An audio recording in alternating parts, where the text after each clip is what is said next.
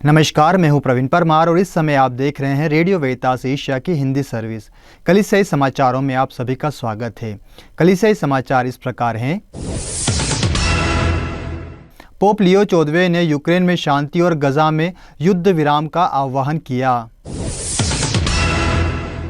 Missionary शहीद और भारतीय बिशप को आदरणीय घोषित किया गया।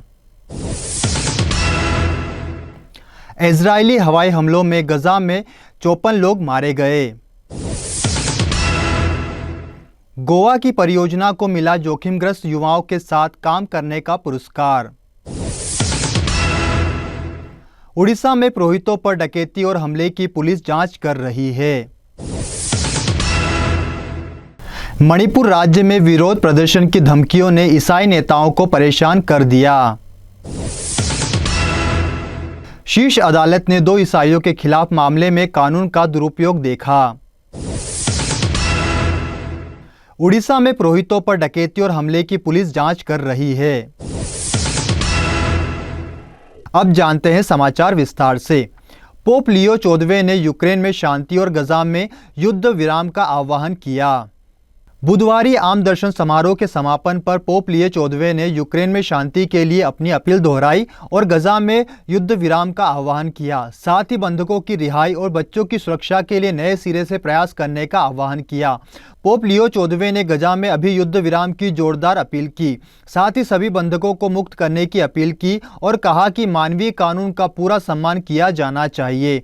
पोप लियो ने कहा, गजा में पट्टी से हम सुनते हैं कि माताओं और पिताओं की चीखें आसमान की ओर और भी अधिक जोर से उठ रही है, जो अपने बच्चों के बेजान शरीरों को पकड़े हुए हैं और उन्हें लगातार थोड़ा भोजन और पानी और बमबारी से सुरक्षित आश्रय की तलाश में इधर उधर भटकना पड़ रहा है। मिशनरी शहीद और भारतीय बिशप को आदरणीय घोषित किया गया। पोप लियो 14वें ने आधिकारिक तौर पर 3 नए आदरणीय लोगों के वीर गुणों को मान्यता दी, जिससे वे 22 मई को संत बनने के करीब पहुंच गए। संतों के कारणों के लिए डिकास्ट्री के प्रीफेक्ट कार्डिनल मार्सेलो सेमेरारो के साथ एक दशक के दौरान इन आदेशों को अधिकृत किया गया। 3 ईश सेवकों सिस्टर इनेस आरंगो वेलास्केज, बिशप एलेजाद्रो लाबाका उगार्टे और बिशप मैथ्यू माकिल को मिशनरी सेवा, बलिदान और शांति निर्माण के उनके असाधारण जीवन के लिए याद किया जाता है। इजरायली हवाई हमलों में गजा के 54 लोग मारे गए। इजरायली हवाई हमलों में गजा में कम से कम 54 फिलिस्तीनी मारे गए, जिसमें एक स्कूल में शरण लिए हुए दर्जनों लोग शामिल हैं। गजा शहर के फहमी अल जरगावी स्कूल में बेत लाहिया से विस्थापित सैकड़ों परिवार रहते थे। अधिकारियों ने कहा कि स्कूल पर हुए हमले में कम से कम 35 लोग मारे गए। गजा के हमास द्वारा संचालित सिविल डिफेंस ने कहा कि बच्चों सहित शवों को मलबे से निकाल लिया गया है। रहने के लिए इस्तेमाल किए जा रहे 2 कक्षाओं में आग लग जाने से कई लोग जल गए। इजराइल रक्षा बलों ने कहा कि हमले में हमास और इस्लामिक जिहाद कमांड सेंटर को निशाना बनाया गया। इसके अलावा उत्तरी गजा में जबालिया में एक घर पर हमले में कथित तौर पर 19 लोग मारे गए। इजरायली सेना ने इस पर कोई टिप्पणी नहीं की है कि किसको निशाना बनाया जा रहा था। यह हमले उत्तरी गजा में इजरायली हमले के तीव्र होने का हिस्सा है। IDF ने कहा कि उसने आतंकवादी संगठनों के खिलाफ अभियान में 48 घंटों में पूरे क्षेत्र में 200 ठिकानों पर हमला किया। गोवा की परियोजना को मिला जोखिमग्रस्त युवाओं के साथ काम करने का पुरस्कार। आशा परियोजना को गोवा में जोखिमग्रस्त युवाओं, दुर्व्यवहार से पीड़ित लोगों तथा यौन दुराचार के शिकार व्यक्तियों के साथ काम करने के लिए भाईचारे की अर्थव्यवस्था हेतु असीसी के संत फ्रांसिस और कार्लो अकुतिस पुरस्कार प्राप्त हुआ है। रविवार 25 मई को भाईचारे की अर्थव्यवस्था हेतु असीसी के संत फ्रांसिस और कार्लो अकुस्तिस अंतर्राष्ट्रीय पुरस्कार 2024-2025 असीसी में संत मेजर मरिया गिरजाघर में होप परियोजना को प्रदान किया गया। परियोजना होप का अर्थ है चंगाई, अवसर, सुरक्षा और सशक्तिकरण, और इसका केंद्र गोवा में है। यह स्थानीय कारितास की पहल से विकसित हुआ है, जिसने चाइल्ड लाइन नामक हेल्पलाइन कार्यक्रम का नेतृत्व किया था। यह कार्यक्रम जोखिम में पड़े बच्चों, विशेषकर सबसे गरीब और सबसे उपेक्षित गांवों के बच्चों के बचाव और पुनर्वास के लिए समर्पित है। उड़ीसा में पुरोहितों पर डकैती और हमले की पुलिस जांच कर रही है। उड़ीसा राज्य में पुलिस ने कैथोलिक सेमिनरी में सशस्त्र डकैती की जांच शुरू कर दी है, जिसमें 2 कैथोलिक पुरोहितों पर हमला किया गया और उन्हें घायल कर दिया गया तथा कीमती सामान लूट लिया गया। 23 मई की सुबह राज्य के कुचिड़ा के 4 बत्ती में कार्मेल निकेतन माइनर सेमिनरी में 9 संदिग्ध लुटेरों के एक गिरोह ने घुसकर हमला किया। यह जानकारी ऑर्डर ऑफ डिस्काल्ड कार्मेलाइट्स के क्षेत्रीय पुरोहित फादर थॉमस बोस वेलासेरी ने दी। उन्होंने कहा कि हमले के दौरान सेमिनरी की देखभाल करने वाले 2 पुरोहितों सिल्विन के एस और लिनस जॉर्ज को बांध दिया गया। उन पर हमला किया गया और उनके फ़ोन छीन लिए गए। उन्होंने कहा कि हमले के दौरान सेमिनरी में ज़्यादातर समय सन्नाटा था, क्योंकि छात्र गर्मी की छुट्टियों में बाहर गए हुए थे। मणिपुर राज्य में विरोध प्रदर्शन की धमकियों ने ईसाई नेताओं को परेशान कर दिया।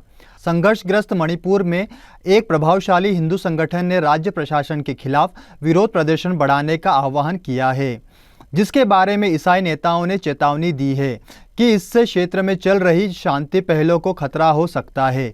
बहुसंख्यक हिंदू मैतेई के शीर्ष निकाय मणिपुर अखंडता पर समन्वयक समिति ने 24 मई को 48 घंटे का विरोध प्रदर्शन समाप्त कर दिया। विरोध प्रदर्शन में राज्य के राज्यपाल अजय कुमार भल्ला से अपने प्रतिद्वंदी कुकीजो आदिवासी लोगों को खुश करने के लिए राज्य की पहचान का अपमान करने के लिए माफ़ी मांगने की मांग की गई। मैतेई लोग राज्यपाल को निशाना बना रहे हैं, व्यवहारिक रूप से संघीय शासन को चुनौती दे रहे हैं। वे अपने नेतृत्व में एक लोकप्रिय सरकार को बहाल करना चाहते हैं।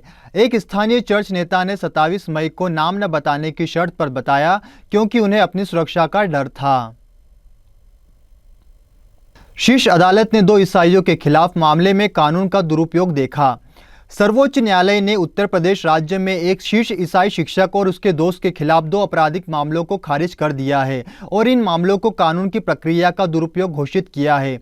देश की शीर्ष अदालत के 24 मई के आदेश में कहा गया है कि निचली अदालतों को यह जांचने के लिए अपनी शक्तियों का प्रयोग करने की आवश्यकता है कि क्या आपराधिक कार्रवाई का दुरुपयोग उत्पीड़न या उत्पीड़न के साधन के रूप में किया जा रहा है। इस आदेश ने प्रयागराज में स्थित सेम हिगिनबॉटम कृषि प्रौद्योगिकी और विज्ञान विश्वविद्यालय के निदेशक विनोद बिहारी लाल के खिलाफ 2 पुलिस शिकायतों और परिणामी आपराधिक मुकदमों की कार्रवाई को खारिज कर दिया।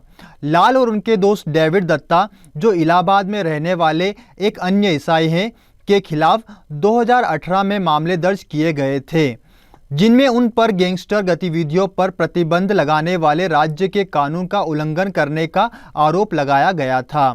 आरोपों में आर्थिक अपराध, साथ ही समाज में कानून और व्यवस्था को खतरा पहुंचाने वाली गतिविधियों में शामिल होना शामिल था। इसी के साथ आज के कलीसियाई समाचार समाप्त हुए। मुझे यानी प्रवीण परमार को दीजिए इजाजत। अगली बार फिर मुलाकात होगी नई खबरों के साथ। तब तक के लिए नमस्कार। रेडियो वेरितास एशिया आपके लिए लेकर आए हैं RBA mobile app. RBA mobile app पर हमारे विभिन्न प्रकार के कार्यक्रमों का लाभ लें, हमसे जुड़े और एशियाई ईसाईयत की आवाज का हिस्सा बने। आज ही ऐप स्टोर एवं प्ले स्टोर से आरबीए मोबाइल ऐप डाउनलोड करें।